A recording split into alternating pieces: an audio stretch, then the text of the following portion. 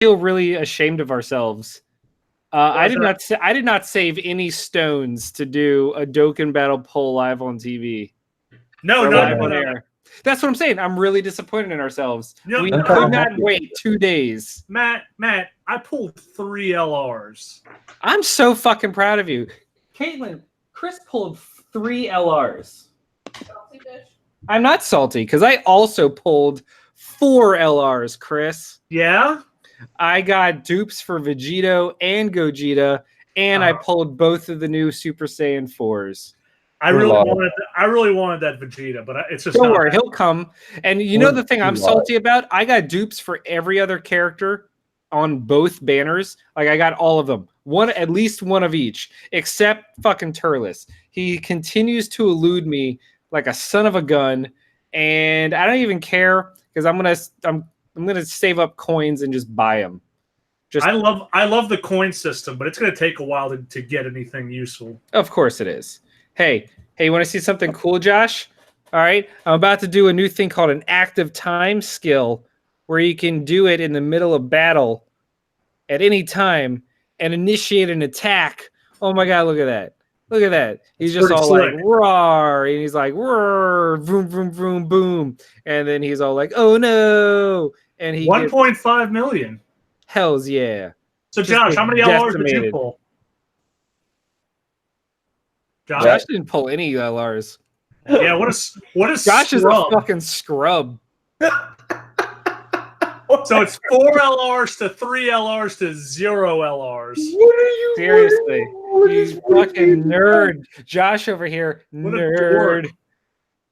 Why can't you be cool like us, Josh? Seriously.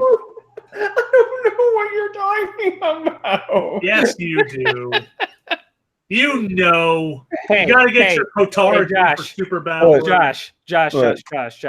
I just wanted you to know that here's Super Saiyan 4's level 18 key super attack. He's all like vroom vroom mofo, blows him up against a building. Oh, look at that. Dead.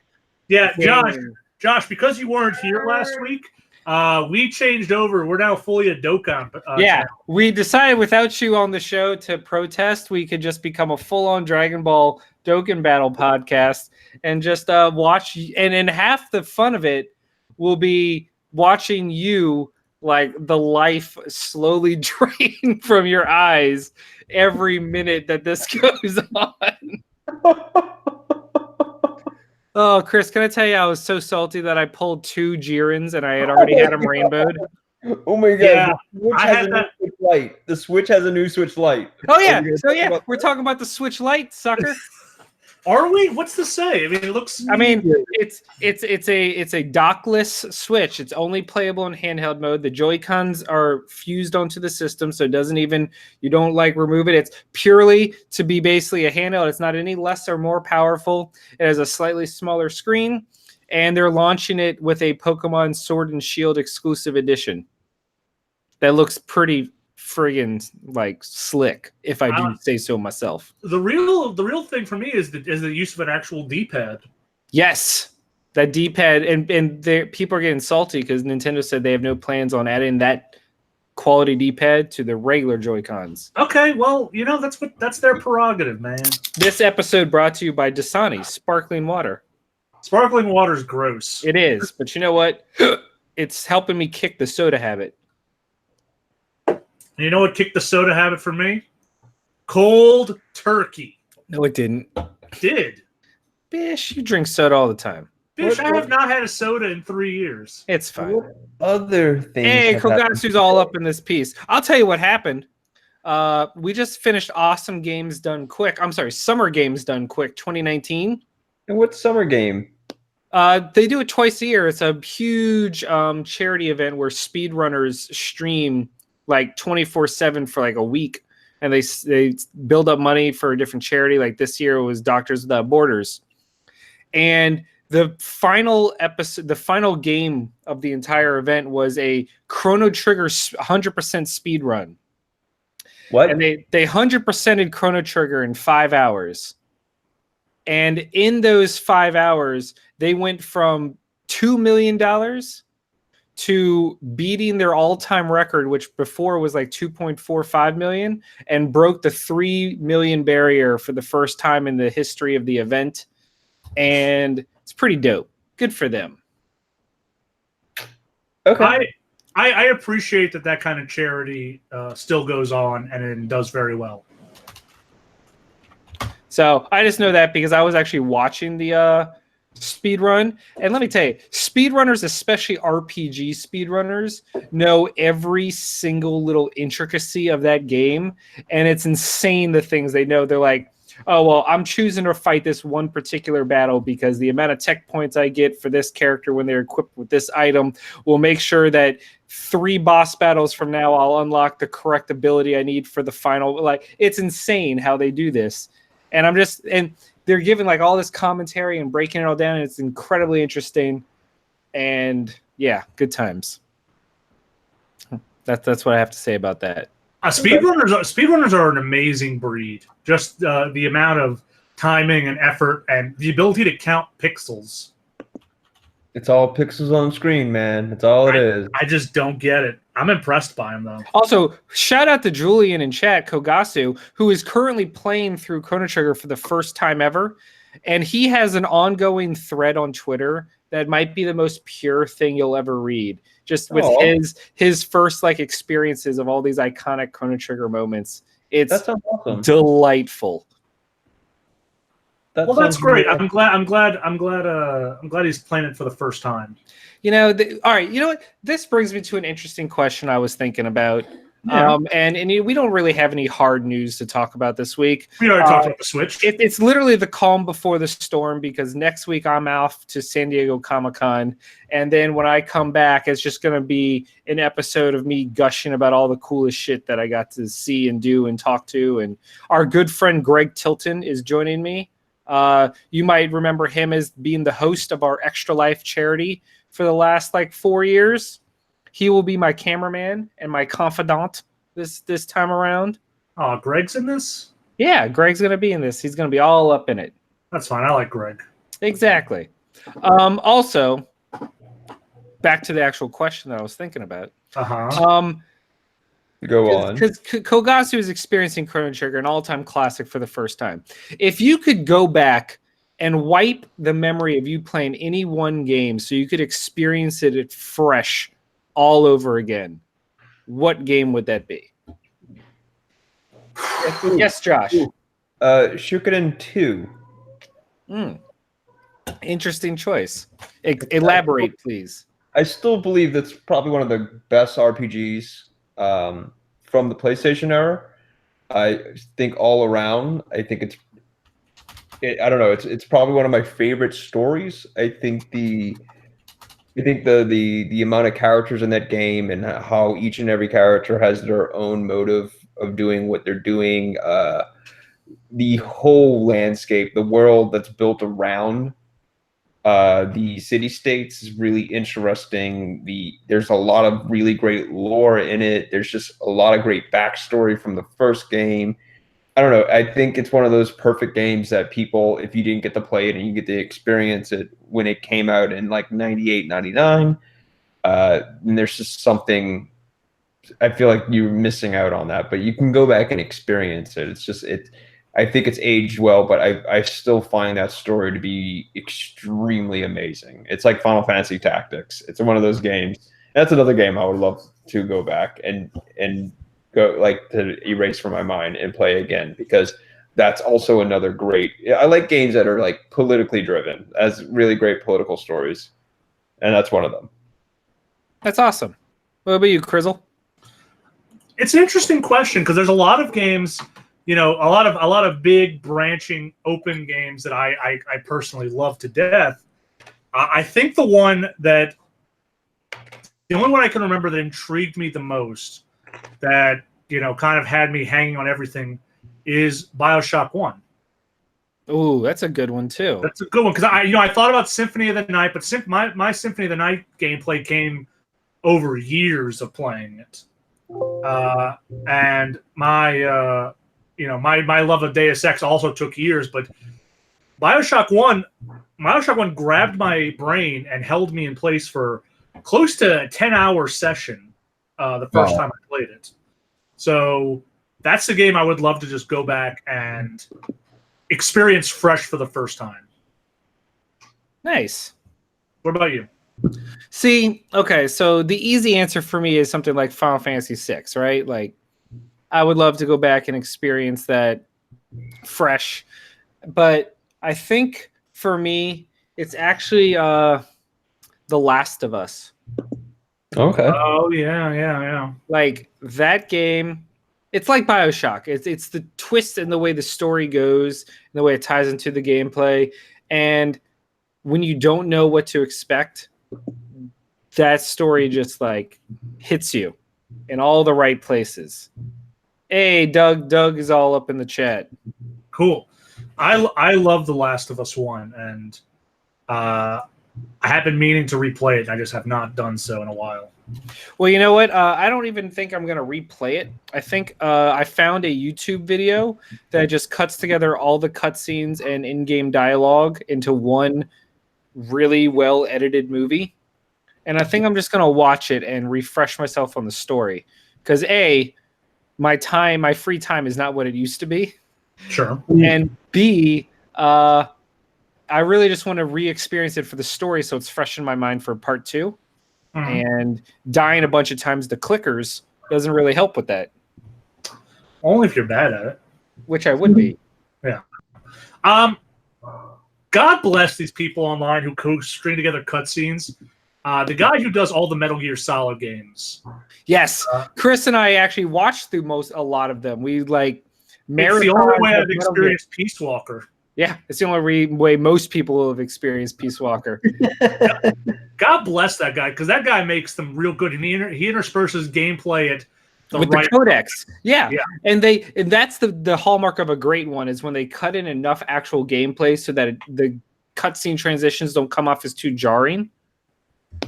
It's good stuff. Like that is an unsung skill set on the internet, because I've also being able to experience and introduce people to Uncharted through that same thing. It's like, you might not want to watch me play 14 hours of a game, but do you have 2.5 hours, the length of a standard movie, to sit and experience what very well might as well be like a really good Indiana Jones movie?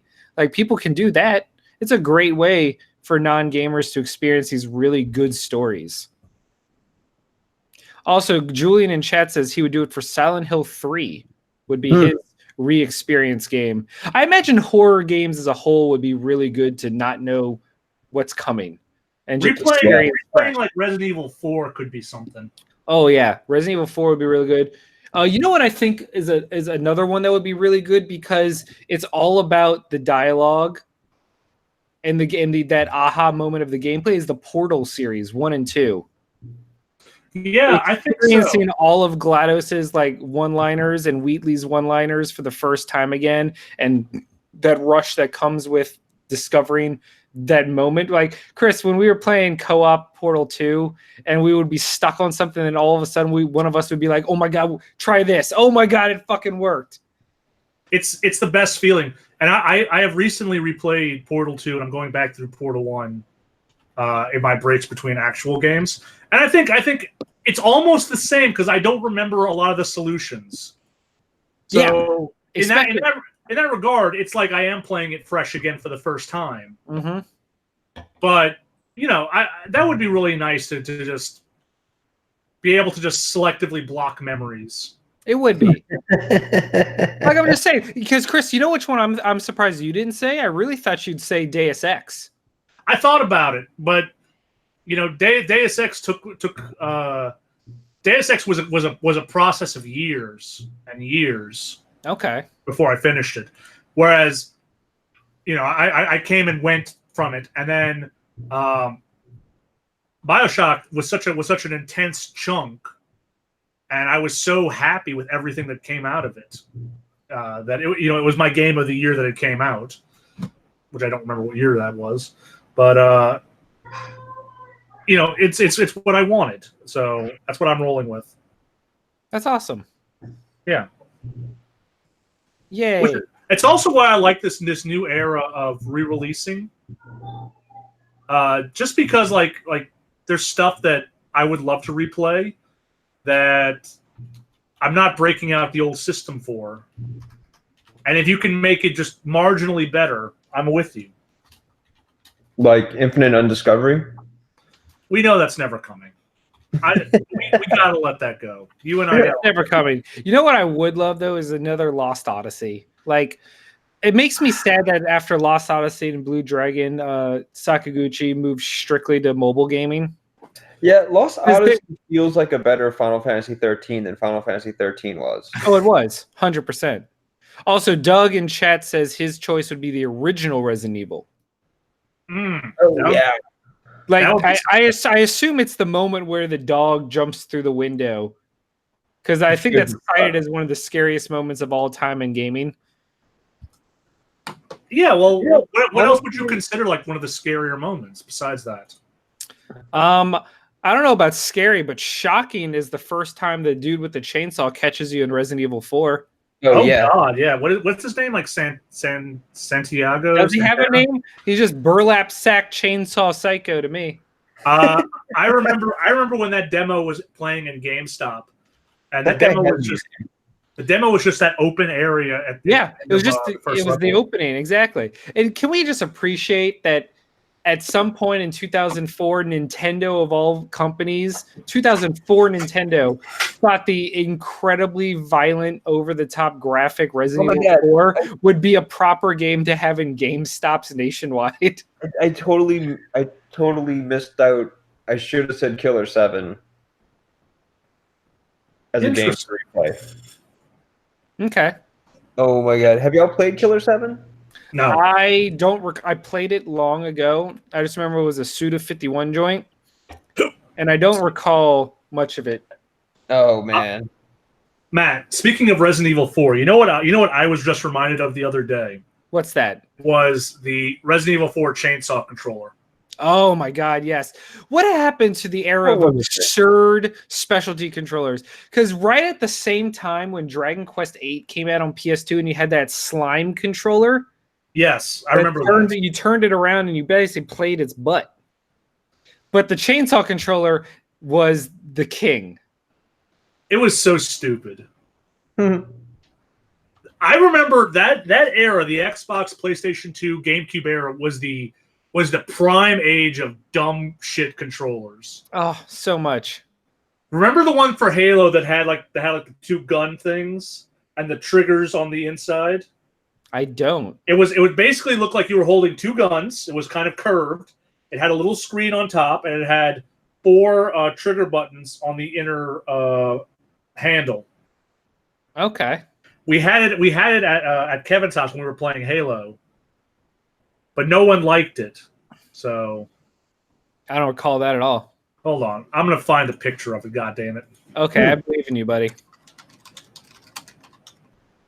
There were so many amazingly bad controllers.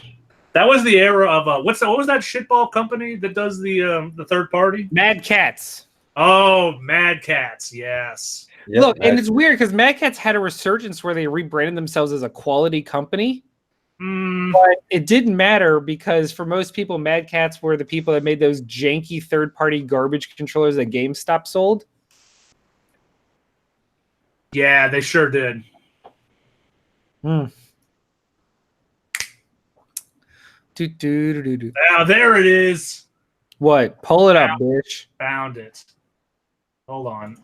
It's one of these Amazon. It's called the Master, the FPS Master. Okay. God, this fucking thing. Hold on. We're waiting. We are holding on. I'm working on it. Killing us, Chris. That's what we're doing. We're holding. Waiting on. Hold on. There we go. Trying to watch Mr. Belvedere. Oh, I do remember that. What is that? It's a controller for the Xbox One. No, but as you can see, it is. I'm sorry for the original Xbox, but as you can see, it is shaped like you are holding 2 pistols akimbo. Here are your buttons right here. Here are little trigger buttons on each side of the handle. And this screen, which does nothing, as I recall, but is there. Twice the firepower. You can still buy that thing. Yeah, $90. You got $90 for it? That's Hey, Chris. no. Hey, Question. yeah. What was worse? Okay. The Ouya Ooh. or the Nokia N-Gage? Ooh. Well, I've seen the N-Gage out in the wild, and I've only seen the Ouya once. So I'm going to have to say the Ouya is worse. I have so many questions about the Ouya and what. Well, ask them. We'll try to answer them. Okay, so what was it? It was an Android open source console, Meaning, meaning it was a console that ran Android and was thus the perfect emulation machine. Yep. It could run a bunch of mobile games and a bunch of like console ports. It had one legitimate exclusive that has since been ported to other consoles, but it was actually really well received. Towerfall, the it got re-released on other consoles as Towerfall Ascension, but Towerfall was a 4-player competitive game where you played as archers, and it was really fun and was a legit great game. And then no one played it or heard of it because it was the Ouya. And then they were like, okay, we'll make our game on other systems. And it did great. Good for them. the Ouya. What the Ouya, that's a name I haven't heard in a long time. Well, the funny thing about the controller that it spells out Ouya. Yeah. I mean, they were doing their best. It's true. Yay. So what else we got? I mean, you're going to San Diego next week. I sure as heck am. What are you excited about? I really don't know what to expect. I am actually going to try and see if my press pass, I'm actually going to try and get into Hall H with a press pass, because this is actually an exciting time. We don't know anything about the future of Marvel's cinematic universe right now. And they skipped all of last year. And this year they're going to show all of Phase 4, like the whole roadmap. And we'll probably get the first looks at the first round of movies. And I think that actually might be a legit exciting time. I don't know. Do you remember the last time they unveiled the roadmap and there were some lies on the roadmap? Well, there's things that changed. Like there was an Inhumans movie. And the Serpent Society. I actually don't remember that. It was supposed to be Captain America 3 Serpent Society. Oh, snap. Well, plans can change, but Civil War ended up being much better. I'm gonna call them liars for it. Are you? Okay. Yeah. You know who else is liars? Who? DC. Oh god. Because by now we were supposed to. No, don't you remember their original roadmap? By now we were supposed to have Justice League Part 2, Cyborg, Flash, another Batman movie, the Green Lantern Corps. We were going to have. There was so many movies that were going to come out, like ones that actually made sense for their overall connected universe, and then everything shat the bed so fast. Daddy says a lot of things when he's been drinking. And then eventually, daddy has to go away, and then the new daddy comes in, and that new daddy cleans house. Yeah. AT&T. Did I mention that I finally watched Aquaman the other day? No. I finally watched it. It's great. It is. It's super fun. I'm kind of annoyed I waited so long, but I got the DVD on sale and it's awesome. Here's what's awesome about it. Is that this Aquaman, Wonder Woman, and Shazam are all some of the best DC movies out this generation, and they all have one thing in common. They were the only movies that didn't get studio interference. Their directors were like, this is my vision, this is what I'm doing. And Warner Brothers, for whatever reason, decided those movies were a hands-off approach. But Batman vs. Superman, Justice League, and Suicide Squad were so meddled with it, they came across unrecognizable, basically.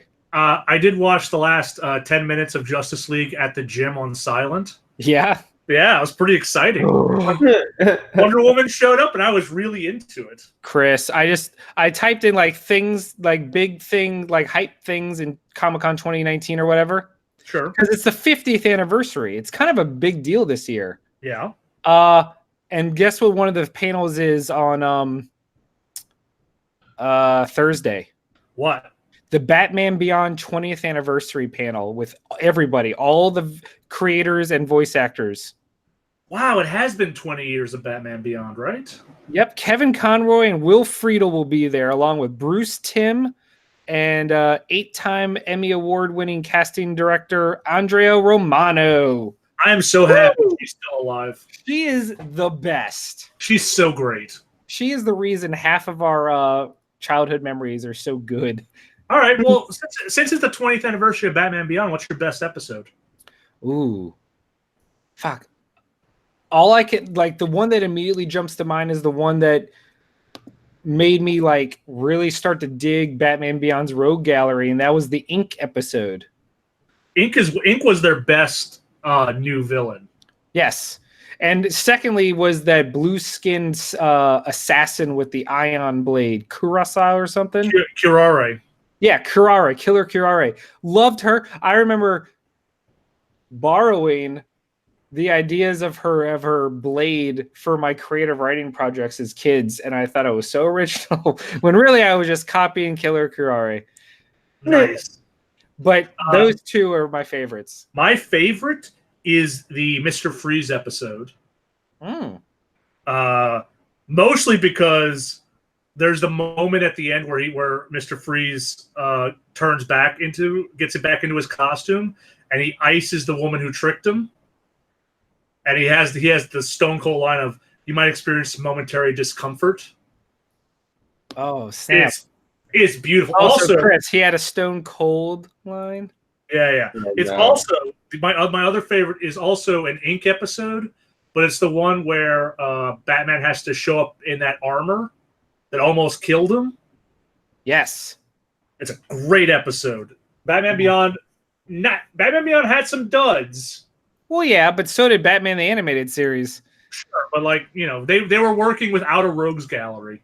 Right, basically. They were building one from scratch. Also, Batman Beyond had some amazing episode tie-ins with Justice League and Justice League Unlimited and Static Shock, and of all things, Zeta Project, randomly enough. But man, one of my favorite moments of that show was the movie Return of Joker. The Return of Joker was like the first time that we got an animated movie, and they were like, "Oh no, there's a real adult version that you have to watch." Oh yeah, there was an uncut R-rated version, and we're all like, "What could this be?" It's only like a little bit more violence. Because I've seen both versions, and it's cool that Tim shot the Joker, but him slipping is also it's totally fine. Yeah. But that was the big oh my god, have you seen the uncut version? It's got blood and he shoots a dude. It's awesome. Oh man, and just remembering how fucked up that whole reveal was of what happened to Tim Drake and Joker. Oh man. Yeah. It's good. They destroyed Tim Drake forever in the Batman Beyond-verse, but it's still good. That's the Bruce Timm verse. He's fucked up forever. Yeah, that's true. Good stuff. I hated Spellbinder. But he has such a cool visual. He does, but he sucks. You suck. Also, there's gonna be a. Oh, did you say he's like the Meg? I was about to say he's the Man-Bat of Batman Beyond. Oh, okay. That's better. Can I tell you how frustrating Justice League Dark as a comic is? Yeah. Because it's legitimately making Man-Bat a great character, and I take personal offense to that. I'm like, how dare you? This is supposed to be a character that we easily can dunk on, and you're making him cool and likable. God damn you, James Tynion the Fourth. I'm running through Arkham Knight, and I'm having to do the Man-Bat side mission. Where he just pops up at you. Yeah, I'm just like, God, you fucking suck, Man-Bat. What a fucking loser. Chris, there's another panel called the Marvel Games, and it's actually being held in Hall H. They're going to show exclusive footage and content from Ultimate Alliance 3, Marvel's Iron Man VR for PlayStation 4, and Marvel's Avengers with moderator Greg Miller. Oh, yes, okay. Well, Ultimate Alliance will be out by the time you're there, right? Yeah. No. It comes out the day I leave, come back, the 23rd. Okay, well, at least that's the day I come home, so I can come home and then get it. Yeah, well, yeah, I guess so. Let's see what else we got.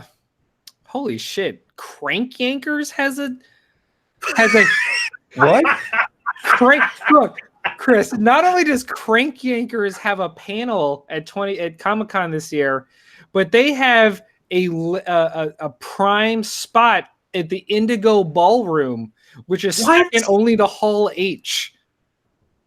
What? Yeah.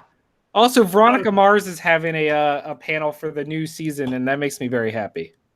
So to put it in perspective, the Indigo Ballroom, second to Hall H, we went there to watch, I think it was Flashpoint. Yep. And the hall is so big that it has staggered screens so you can see like what's going on stage. I cannot possibly fathom Crank Yankers filling that hall. It doesn't make sense. I don't understand how that's still a thing. It's not. Then where's the... Is it the anniversary of Crank Yankers, or is it coming back? I don't know. Are we Googling this right now and looking for it?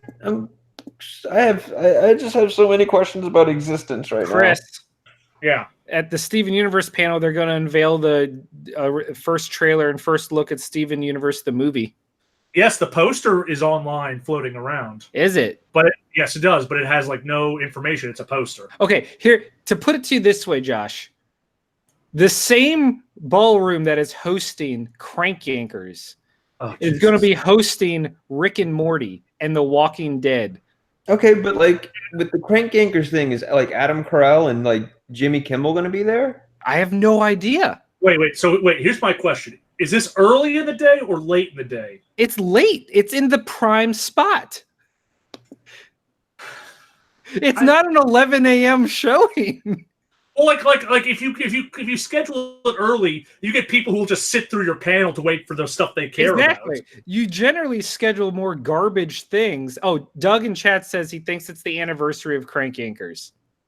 Cool. That's fair. I guess. That's fair. All right, I'm scrolling through. Let's see. I don't know if you recall, we sat through the Big Bang Theory and the Bones panel to see Avatar. We sure as fuck did, and it was worth every goddamn minute. That was the year that what's his name, Leonard, showed up in costume and asked questions. Mm-hmm. Do you remember that? I do. Let's see. We got panels for the Dark Crystal, The Boys, which I think is going to be a real fun show. It's already out, is it not?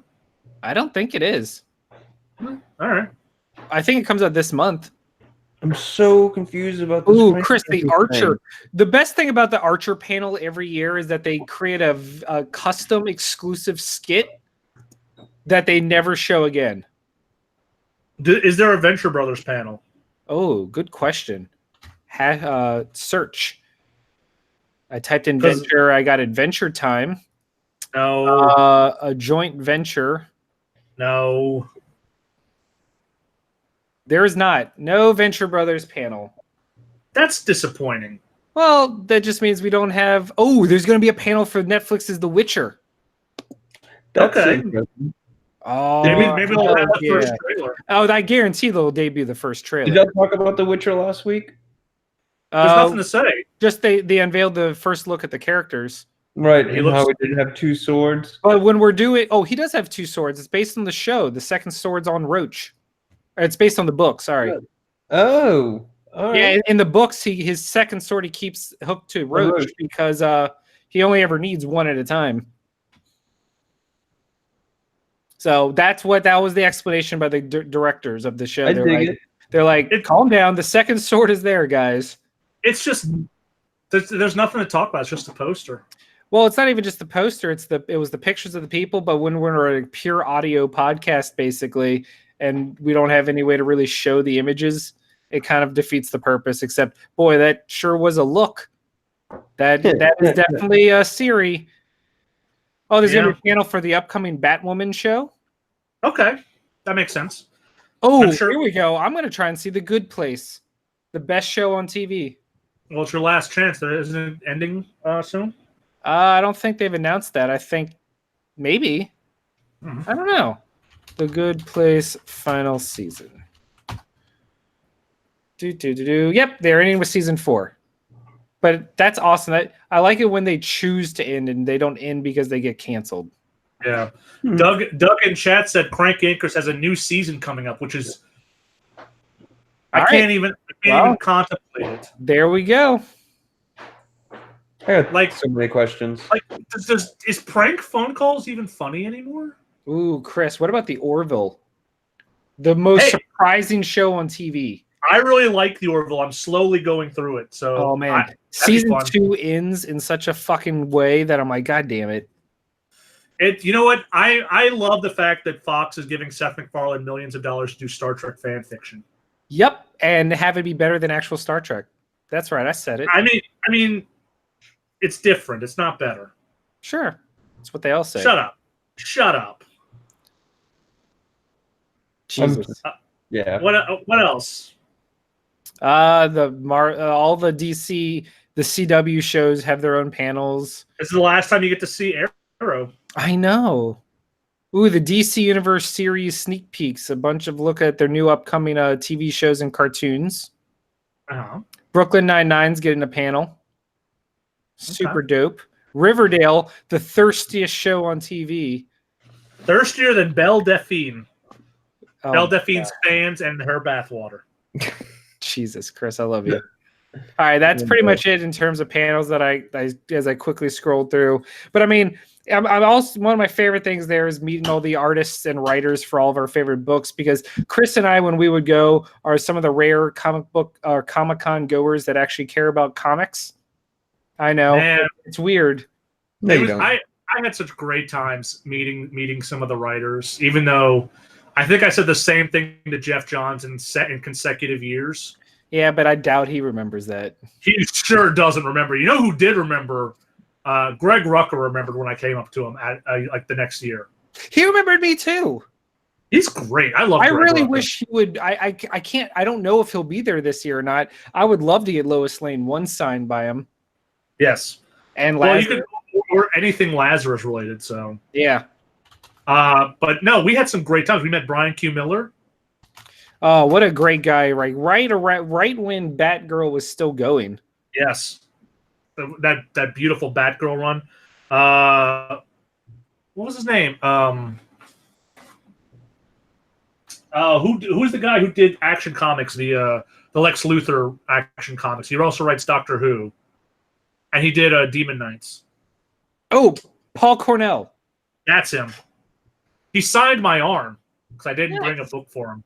I want to point this out. There are 3 Starbucks at that convention center. Oh, it's a massive convention center, my friend. And they're all very busy. And they also have 2 FedEx stations in there. Those are also very busy. Mm-hmm. Oh, good times, good times. And we talked last week about how wild it was that you and I just were like 2 months before, like, let's go to San Diego for Comic-Con. Yeah, it used to be that easy. We got a room. We got a plane. Let's just go. And now you have to submit everything so far in advance. Yeah. But you know, I'm glad San Diego is still the mecca that it is, and I'm glad that other conventions are stepping up, like New York and C2E2 and Emerald City. Yeah, that's what's nice is that other shows are stepping to fill up that void. Like no one's ever going to be San Diego, but there are so many other ones where if you can't make it to San Diego, being able to go to New York Comic-Con or WonderCon or C2E2 or DragonCon or all these other conventions, the Anime Expo. What makes San Diego such a massive thing is that it's a combination of all these shows. It's PAX meets Anime Expo, meets every Comic-Con, meets Hollywood. That's why it's the biggest, because no matter what you're into, there's a ton of stuff at San Diego for you. And also, let's be real, San Diego is an amazing as a city. Holy shit. I never ever want to leave. And then you come home and the humidity whips you in the dick and spits in your face and you go like, welcome home, motherfucker. And you're like, God damn it. I just want to go back to San Diego where the weather just embraces you in a warm hug and says, there's no humidity here to hurt you, my friend. You're safe. San Diego, 70 degrees and sunny every day. Every day. Zero humidity. Just heaven on earth. As you're stepping over hobos in the street. God, yeah, big homeless problem. Lots of homeless people. Lots of homeless people there. Yeah, it's a little awkward, but because it's still really nice. It's nice. It's nice to be homeless in Southern California. Yeah, you can just hang out on the beach. 1,000 people who live in Los Angeles homeless. Yeah. All right. What else we got? Because it's starting to run a little long, motherfuckers. No, that's it. I mean, you're going to San Diego. You're going to have a full report. You're going to have videos. I am. It's going to be great. And next week we are off. I mean, you guys can do a show. What are you talking about? Why I have to be the only one here? Well, you're not the only one here. I just don't want to do it. We can do a quick. We can do a Chris. Chris, and then quickie. See, we'll see how I'm feeling that day. Well, you better. And for the next 2 weeks, we are running down our time on YouTube. Yep, we don't know how we're going to continue to do this. So real talk. We use Google Hangouts because it's the easiest and quickest way to get 4 independent screens and have it automatically cut to whoever's talking. Google, in its infinite wisdom, is ending Hangouts on the 1st of August. We don't know why. No, we don't. And it sucks. We will probably be transferring to Twitch and using Discord. But we still have 3 weeks to figure that out. So next week we'll do something, maybe not. And then 2 weeks after that, we'll run out the clock. Chris, we should probably test out a new server next week.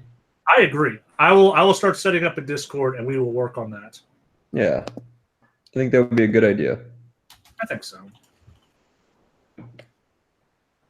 So yeah, that's where we end tonight. All right. All right. So, Matt, have fun in San Diego. Thank you. Buy me something pretty.